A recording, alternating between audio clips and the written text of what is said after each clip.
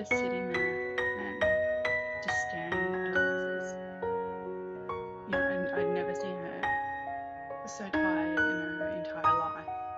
And I just remember the room just being this tiny little area, you know, and nothing mattered around us at the time.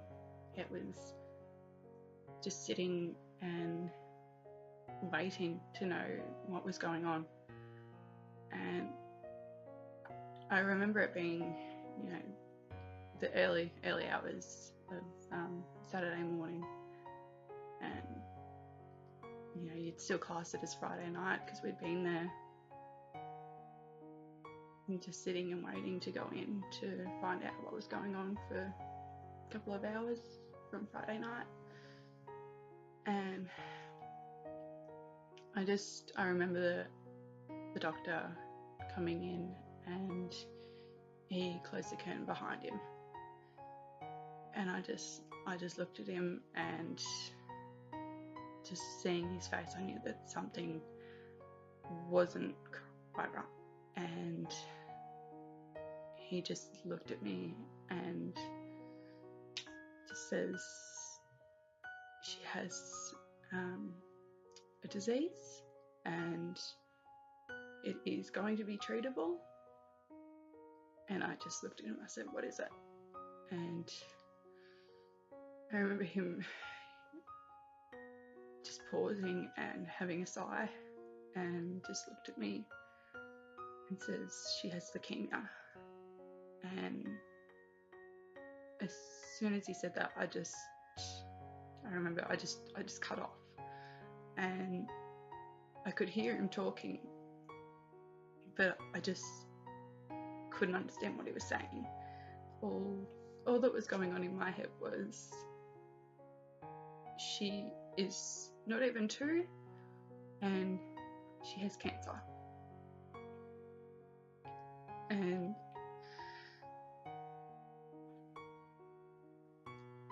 it's not something that should happen to a little girl that hasn't lived her life yet. And it shouldn't happen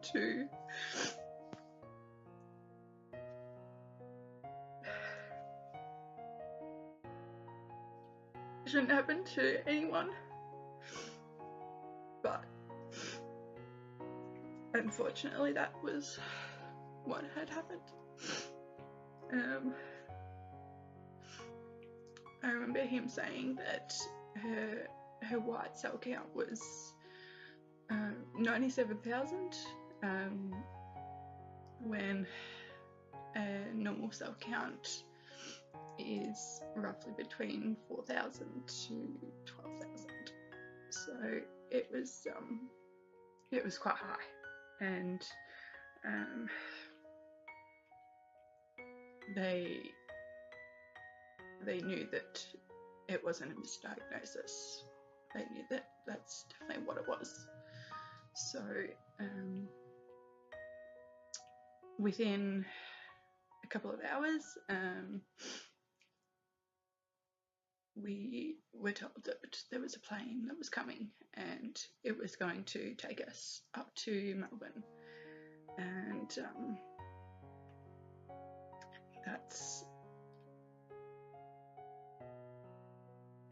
that's all I really remember happening. Just sitting and waiting for the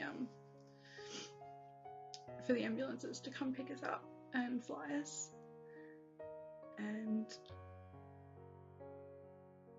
just starting her really long journey.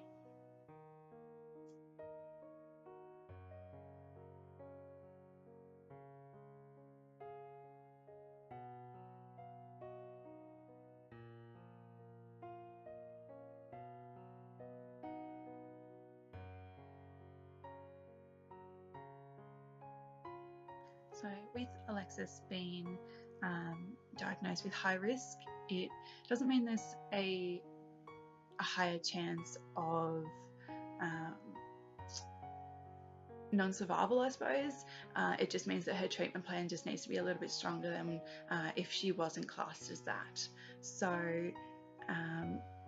her being early stages of B-cell ALL, it's probably a good thing. It is a more well-known type of leukemia, so there is more research that's been done on it, and it has an easier treatment plan than a lot of others. So with her being her age, she's really, really lucky that it is something that works in her favour.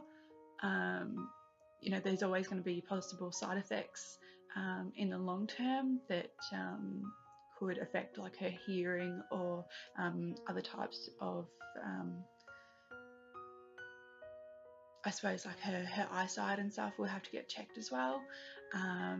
Hopefully not for a long time down the track. But I suppose the way it was put to me was, if you're going to have a type of leukemia, this is probably one of the better ones to have. Within saying that, I've seen families that I also follow that are in the same situation, and unfortunately I did find one beautiful little girl that same age, same diagnosis, and sadly she passed away late last year. So there is always that small chance that it may not work, but I stay positive, and Alexis has an amazing team with the children's, so I put all my trust in them. They know what they're doing, and I know that they'll make her completely better, and she'll live a long and happy life.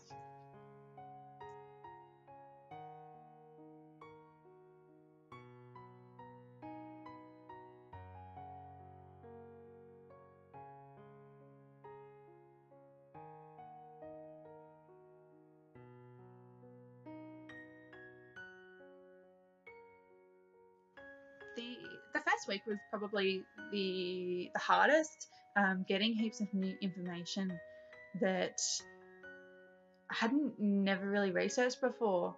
I didn't really need to, so it was quite overwhelming to hear all these things that Alexis was going to start going through.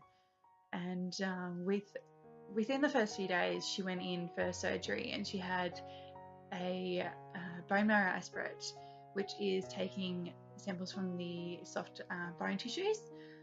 She also began her first lumbar puncture of many, which is actually putting a needle into the lower spine and taking fluids that surround the spinal cord to make sure there's none around there, or the brain. Fortunately, she was really, really lucky that there was no leukemia detected in there, so that was probably one of the greatest results to really hear. It definitely made things a lot less stressful in that situation. Then she also had a port put in, which was actually it's a line that sits just down here that actually goes up to her main bloodlines, and that is where she gets access for all of her chemo and her blood and platelet transfusions as well, which she was having quite a lot of those to begin with, due to her being so white and lethargic. She needed quite a lot of blood, as well as she was getting quite a lot of bruising and petechia, which is just like little, it sort of looks like little red freckles, and that was due to her platelets being so low. So with hearing that and with saying that, it really makes you think about donating and how many people really are in need of blood product. So if you've never done it, or you haven't done it in a really, really long time, I really encourage you to go and definitely do it, because you're going to be saving lives. And with the situation that we are in now, it really hits home quite hard. So if you can go and just sit there for, you know, such a small amount of time, knowing that that's going to actually keep someone alive, and that's such a great gift to give someone. You know, when we're finding out Alexis, she actually has a really rare blood type. She's got AB positive, which is only about 3.4% of the population. So, you know, it's not a lot. So with her type though, she can have quite a different lot of types of blood. So the more people that give, the more different types there is that people can use. So it doesn't matter what blood type you are, it's definitely going to get used, and it's definitely going to save a life. So go out there and give it a go, because I know that it will definitely it'll make your day better, and it will definitely make someone else's day a lot better as well.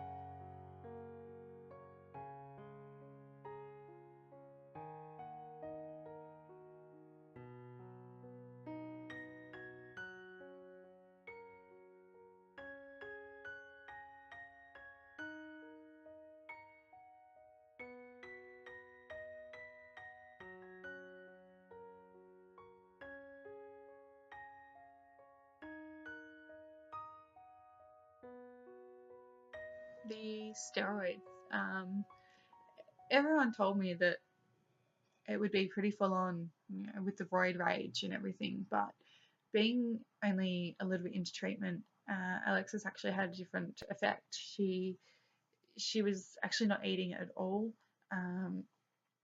She didn't want to really touch food. You know, she'd have a little nibble here and there, but it wasn't enough to keep her full. And she was having quite a lot of weight loss. So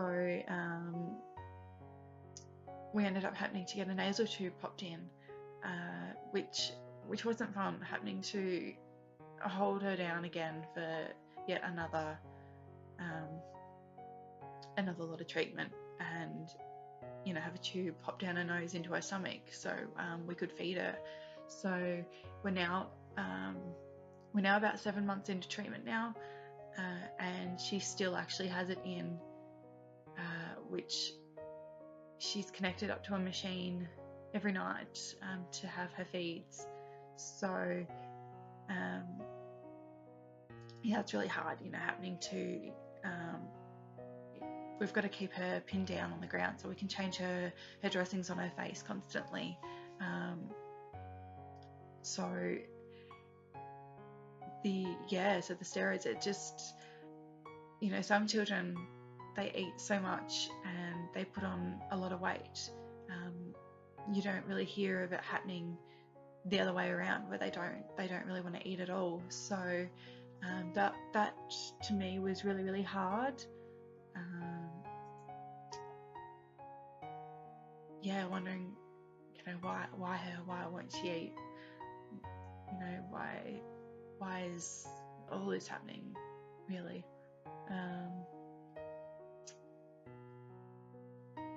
So I just can't wait for that day where we can actually take that nasal tube out completely and be able to have proper meals and not have to worry about her tubes getting blocked, or happening to constantly flush water down her tube to keep her hydrated.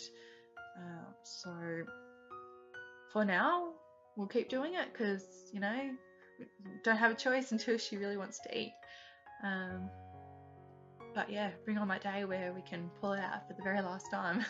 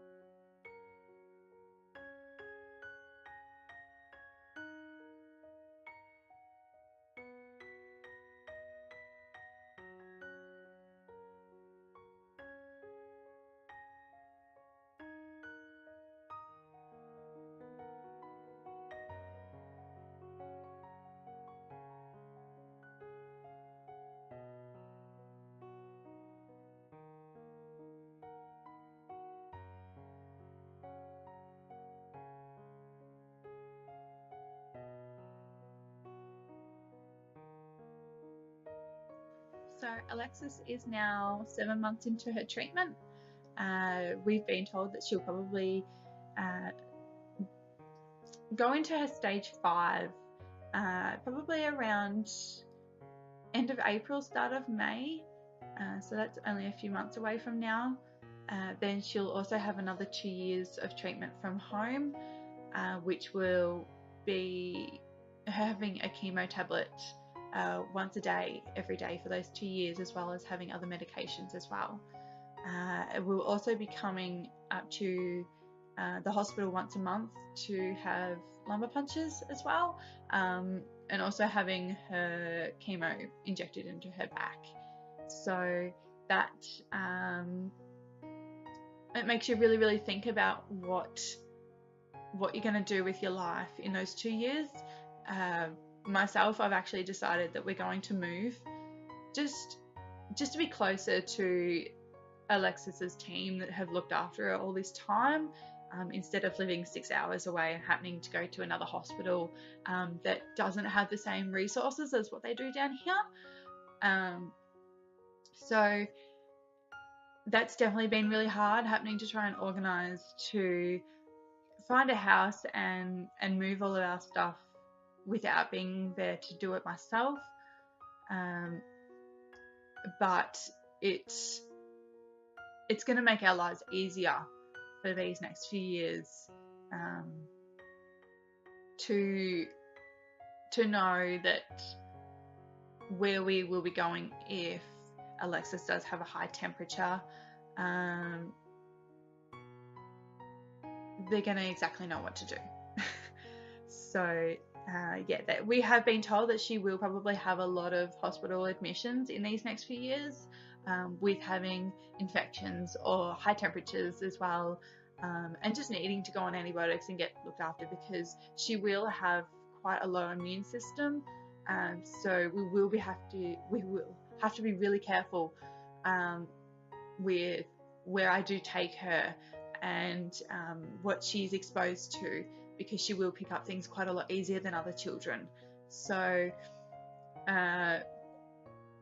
with her treatment going until, she'll be roughly 5, nearly 6 years old, she'll be going to school. So that's a really long way away. So in that time, it'd be great to find small amounts of groups of children in the same age, instead of actually taking her to childcare, because as a lot of people would know, that's where children do get quite sick. So that's definitely not an option for Alexis in my eyes. I want to make everything as easy as possible. So with saying that, unfortunately, means I can't go back to work for a very long time unless I do find something that can be home based, so I can look after her at the same time, which is really quite hard for me, as I've always been a really hard worker all my life. I've always worked. I've never liked to sit around and not work, unless obviously you're in a situation like this where you can't work. So that will be a struggle for me, but at the same time, I think I get to spend all this time with my little girl. So it's not a losing situation. It's a gaining situation. Alexis is going to grow up knowing that I've always been around there, and I've always spent time with her, which is what any child should really know that their parent wants to do. So yeah, so she at the moment is really, really happy. Unfortunately, she's in hospital right now with no immune system, so she is on antibiotics. She is getting high temperatures, and unfortunately she does have a bacterial infection in her bowels right now, so she's very constipated. She's just had some x-rays this morning to make sure that everything is okay. So we're just waiting for her to go to the toilet. Fingers crossed it does happen very soon. Apart from that, she's on steroids again at the moment, so she's very, very cranky. So I'm actually enjoying doing this video right now because it's a little bit of time out for me to just relax and have some me time. But apart from that, it has been a really, really hard roller coaster, and it will be for a really, really long time. So, you know, people say, God, you're strong. Yeah, I have to be. I have my moments all the time. I just don't really like to show people. You know, a lot of other people say, how do you do it? And my response all the time is, I don't have a choice.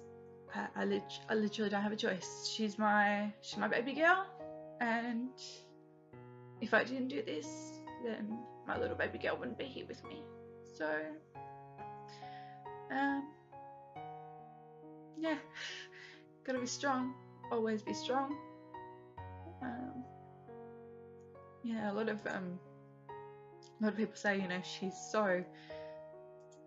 so funny and she's so courageous, which she really is. She just amazes me every single day. With what she's been through in her young life, she truly is amazing. You know, a lot of people say they've never met their hero, and the way I sort of look at it is, I gave birth to mine. So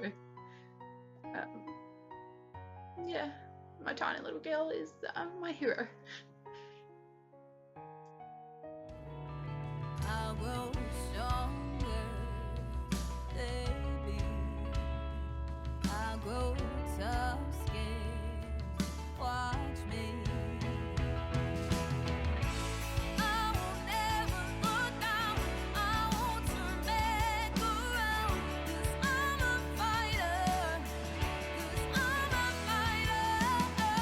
The fire that lights in me will be the start of my dreams. 'Cause I'm a fighter. 'Cause I'm a fighter.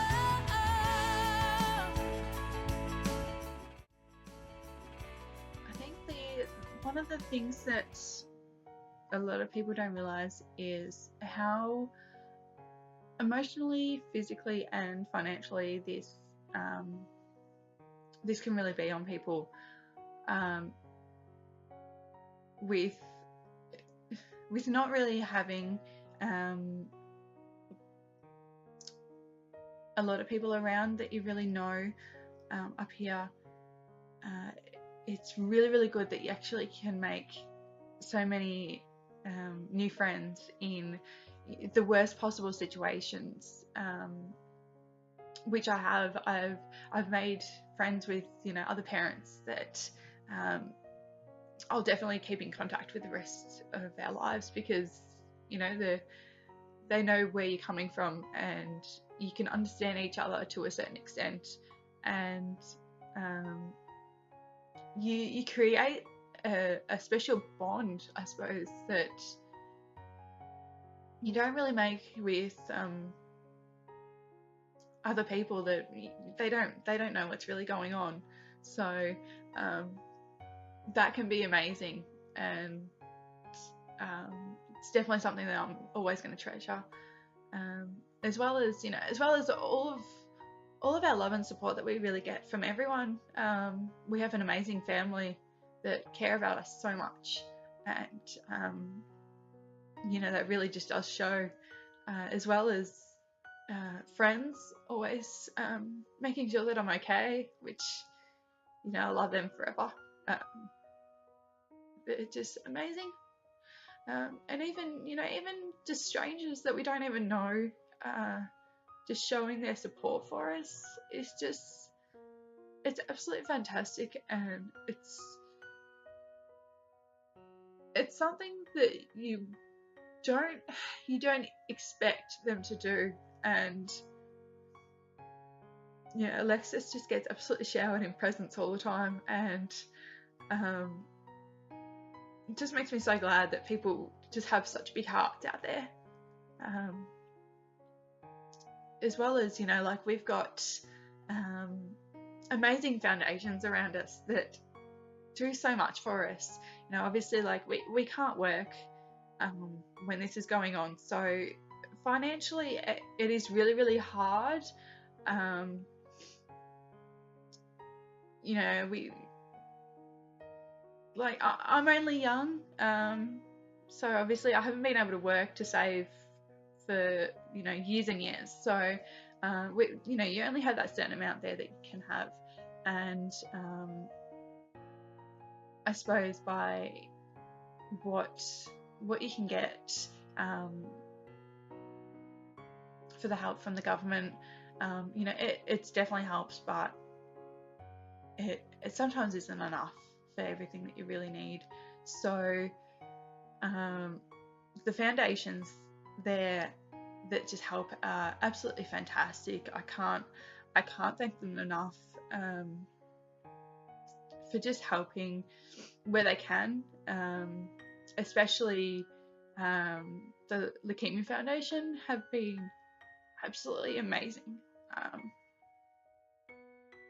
They've gave us a lovely home whilst we're here, and they're just everything they do, and their love towards you is absolutely fantastic. As well as Challenge is another one that have been fantastic to us. Giving us tickets to go to things, and having special family days out and everything is just absolutely amazing. Sometimes having hairdressers for us and massages, so we can just have that little bit of time out just to give ourselves a little bit of a pamper. There's also Koala Kids. Koala Kids are absolutely fantastic. They help with so much, and they visit the kids, and they can bring them special presents and just give them a smile on their hard days. You've also got Camp Quality as well. They're fantastic with everything that they do for us as well. They have the puppets that come up to visit in the rooms, and just give the kids a smile as well. You've also got like the Starlight Foundation that's up at the hospital, who all their captains are just hilarious. They make the kids laugh, they make me laugh. Just all the crazy little activities, and singing, you can hear them coming down the hallways, which is always so good for all the kids. So there's so many other foundations out there that I'm probably forgetting. To me, these ones have been just absolutely fantastic. So if you feel like that you ever want to help, those foundations, they definitely help all of our families. So show your support if you feel that you would really like to, and donate to them, because they really really helped. So thank you to all you guys. You have been amazing, and it's always such a big thing to also thank Alexis's team. They're so loving, and she just absolutely adores them. She's got such a big heart, and she walks those hallways like she's the queen, and she just makes all the nurses and all the doctors smile. And she definitely has her favorites, which they all know who they are. She's never gonna forget them. She's got probably her really, really close favorite two girls. and her favourite man, who we pretty much call her boyfriend in a strange, funny way. As you probably see on the photos on the video, there's you can see some of her favourites on there, as well as all the nurses up at the hospital. They are truly amazing. The way that they all respond to the kids is just inspiring. I've not one bad word to say about them. They're just amazing. So yeah, that's another place that you can always donate to, is the Royal Children's Hospital in Melbourne. So, you know, they have, in a few months, they have their Good Friday appeal coming up. So definitely try and help out where you can, because they're amazing. So yeah. In saying that, that's pretty much our story so far, Alexis's story. I hope other parents out there, if you're watching this, I hope it really helps to know that there's so many of us out there. We're all supporting each other. We all want the same outcome. So be strong. Enjoy every moment with your children. And you know, it is a really long road, but you come out tougher. You really do. And it's really the only way that you can look at it, is be tough, be strong, and just share the love, really. So thank you everyone else that's watched. I hope this makes people understand what these beautiful little kids go through a little bit more. It's definitely an eye-opener. So, you know, it's not like it's not happening. It is happening all over the world. Unfortunately, it's more common than you would really think. But yeah, just keep praying for all of them, and hoping that everyone is going to have a great result. Unfortunately, it doesn't happen, but hopefully one day it really does. So hopefully our results stay positive for these next few years. And hopefully we can say that Alexis 100% kicked cancer's butt. So thank you for watching.